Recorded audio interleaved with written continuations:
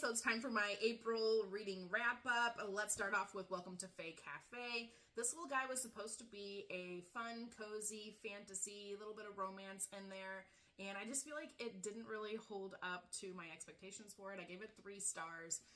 So it's about this girl who is opening up a coffee shop, and she accidentally kills a fairy, and then like other fairy assassins come from the fairy world to punish her, kill her for having killed one of their own.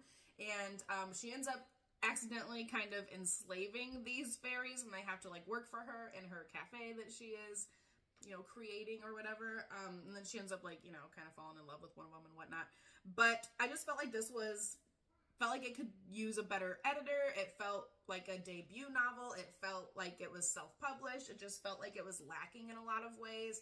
There were some plot holes. There were some big like time jumps, and the whole thing just felt not completed. It just felt like it was not quite the best that it could be. So it was only 3 stars for me. I don't think I would recommend it.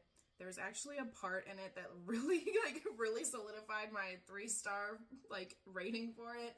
When I don't know, I don't want to like give anything away, but like somebody dies and then the main characters like share their first kiss like right after this person dies, and it just felt really weird. Like it's like, shouldn't we be like mourning and like kind of sad right now?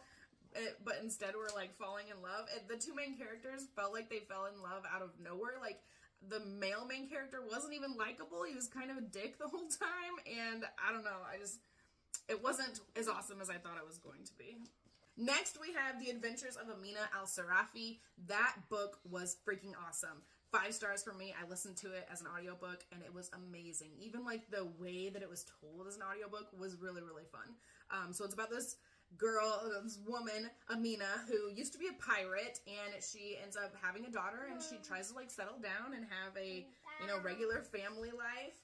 And then some old lady comes to her and is like, I need to hire you to go find my granddaughter.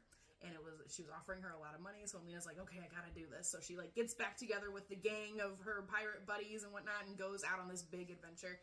And it was so good. Like, I would recommend to everybody. It was a great, great book. Definitely 5 stars for me. Loved that one. Next, we have A Promise of Peridot. This is a sequel to A Dawn of Onyx, which I really, really loved. I loved that first one. This is the second one. And this one, I gave 4 stars. It wasn't as awesome. Like, I loved that first one. It wasn't as awesome as the first one. This one is another, like, romantic fantasy kind of book. So there's this girl, Arwen, who is falling in love with, like, this king guy. Let's see. So they have to, like, find a weapon that the king guy is going to use to, like, defeat his father in order for the realm to all be safe and good again. Everybody's like at war right now, and they're trying to like defeat the bad guy who happens to be the father of the main character. But anyway, it was kind of, there weren't any like parts that were like boring, and there weren't any times where I felt like, I gotta get through this, but it just wasn't quite as good as the first one. There was a lot of enemy and the enemies to lovers. I'm not sure if I'm really a fan of enemies to lovers, because I feel like sometimes it's just done with too much emphasis on the enemy part, and I don't like that. I like the flirty banter. I like the are they, aren't they kind of thing, will they, won't they, but like I just felt like this one had a little bit too much of the hating each other part. I just wanted it to be more like in love, right? The ending did get super interesting, and I'm totally looking forward to the 3rd book, which I think comes out this fall. I'm definitely going to be picking that up. Like I said, this one, it was fine. I read through it really quickly. It was fun, but not as good as the first one. But I do look forward to the next one, because they're kind of like, they're together now at the end of this, And so the 3rd one hopefully will be more positive and less enemies in the enemies to lovers department. Next, I read A Prayer for the Crown Shy as an audiobook. I read the first one, and I really loved that one, but this one I only gave a 4-star review.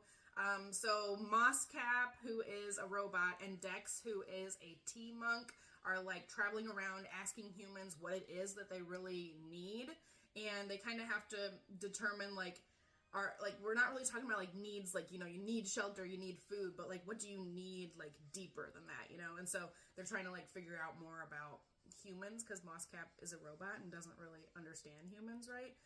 It was cozy, and I would recommend it if you read the first one. I enjoyed reading it, but it just wasn't as good as the first one. So next I read Belladonna, and I gave this one 5 stars. So we have Signa, who she's a girl, she's like 18 or 19, and she can see spirits, and she can also talk to death. And people in her life just keep dying, and she has to like move around to different members of her family to like live with them. Like, you know, she'll live with these people and then they'll die, and so she'll have to move to this family and then they'll die. And so she's like, what's going on here, you know? And so it's kind of a little bit mysterious. She has like a cousin who is sick, and she has to figure out like what's wrong with her. And so they're trying to figure out like, is there like a poisoning? Is somebody doing this? And how do we fix it? And it's kind of like a little bit of a mystery going on. So Signa does know about like medicine, like different medicinal, you know, plants and stuff like that. And so they gotta like figure out what the deal is with this poisoning. But she also, it's kind of like a little side part. I don't know, it's kind of like, it's fantasy, but there's also a little bit of like a romance, and there's also a little bit of like mystery in there. So I did enjoy that one. I gave it 5 stars. There is a sequel, I believe, and I will be reading that in the future. There were a few little plot twists. It was kind of, you know, it's a YA book, and so it did feel a little YA, you know, but I don't have a problem with that. I love a lot of YA stuff, so I still think it was really good, and I liked the romance. Like, I think it was a good book. I really liked it. 5 stars. Okay, the last book I read of the month was called Sea of Tranquility, and this was a 3-star read for me.